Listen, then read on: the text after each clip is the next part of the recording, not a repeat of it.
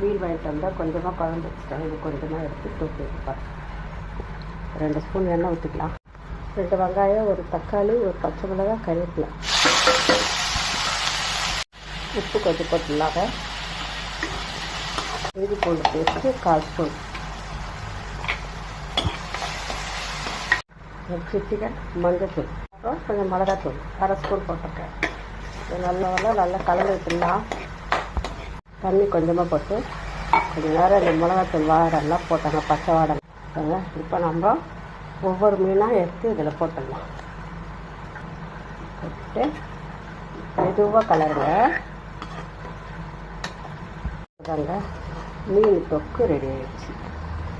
இந்த ரெசிபி உங்களுக்கு பிடிச்சிருந்தா என் சேனலுக்கு மறக்காமல் சப்ஸ்கிரைப் பண்ணுங்கள், லைக் பண்ணுங்கள், ஷேர் பண்ணுங்கள், கமெண்ட்டில் சொல்லுங்கள். இது மாதிரி செஞ்சு பாருங்கள். குட்டி மீன் தான் கரெக்டாக இருக்கும், பச்சை நெத்திலி செய்கிற மாதிரி இருக்கும்.